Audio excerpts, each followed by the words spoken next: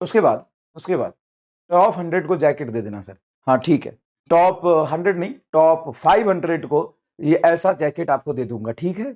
ऐसा जैकेट मैं ऑर्डर करवा देता हूँ, तो कम से कम 30-40 टॉप 500 तक जितने भी लोग आएंगे उसको ये जैकेट मैं दे दूंगा, ठीक है भाई, कोई दिक्कत। और वैसे भी नीट का एक छोटा सा नोटिफिकेशन, लिटिल नोटिफिकेशन, पता नहीं कहाँ से कौन से पेपर में घूम रहा था, तो लोग उस पर खूब यूट्यूब वीडियो बना रहे हैं। आपको देखने की जरूरत नहीं है, क्योंकि कोई अपडेट नहीं है। सिंपल सी बात है, 4 महीने में कुछ नहीं चेंज हो सकता है।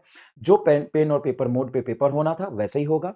जो पेपर का पैटर्न था वही 45 क्वेश्चन वाला वही होगा। जो 3 घंटा टाइम मिलता था, 3 घंटा नहीं, 2 घंटा 40 मिनट, हाँ 2 घंटा 40 मिनट, 20 मिनट तो खा ही जाते थे लोग, तो 2 घंटा 40 मिनट ही मिलेगा।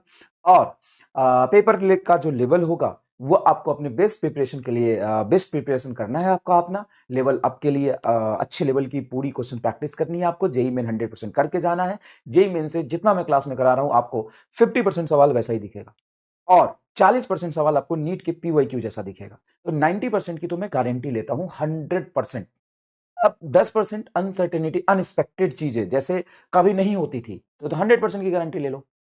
अनएक्सपेक्टेड चीजें नहीं हो रही, जैसे 2005 से लेकर के 2024 तक जैसा पेपर आया, अगर वैसा पेपर आया तो 100% वही आएगा। लेकिन अगर कुछ अनएक्सपेक्टेड चीज बनाते हैं, तो अनएक्सपेक्टेड चीज बनाएंगे तो 2-4 क्वेश्चन बनाएंगे। तो मैं आपको बता देता हूं, 40 से 50% जैसे नीट के पीवाईक्यू है वैसे ही आपको पीवाईक्यू मिलेंगे, previous year question as it is. और आप देख लेना 45 में से आपको, मैं यहीं पे खड़ा हूं, आप भी खड़े हो, चाहे 2025 का ही पेपर उठा लो, 20 question as it is NEET के पीवाईक्यू जैसे है कि नहीं, हाँ या ना में बस जवाब दे दो। हाँ या ना में जवाब दे दो, चाहे वो नीट 2025 हो या 24 हो या 22 हो या 21 हो या 18 हो, 19 हो, 25 हो, 26 हो, 28 हो, 30 हो, 45 हो और 1948 हो, क्या 20 question as it is previous year NEET PYQ based होते हैं कि नहीं? हाँ या ना में जवाब दे दो। होते हैं?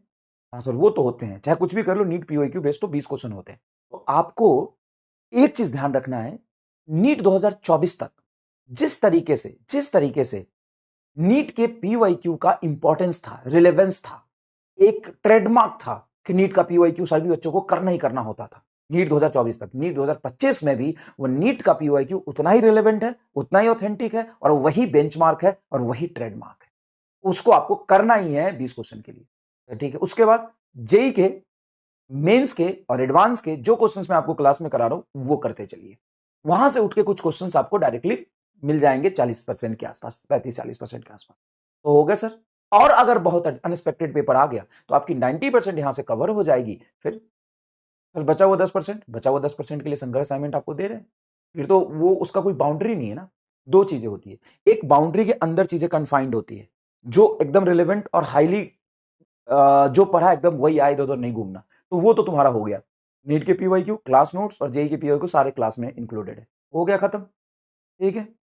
ठीक है, और बाहर के लिए तो फिर प्रैक्टिस बहुत सारी लगेगी, और वो हम प्रैक्टिस करा रहे हैं, ठीक है। तो जो आपको होमवर्क मैंने दिया था जेई मेन का, और कुछ नए क्वेश्चंस मैंने इंक्लूड किए, और 2-4 नीट के पीवाईक्यू इंक्लूड करके मैंने असाइनमेंट ही बना दिया, उसको सॉल्यूशन अपलोड करा दिया, ताकि चीजें इधर उधर ना हो, ठीक है बेटा।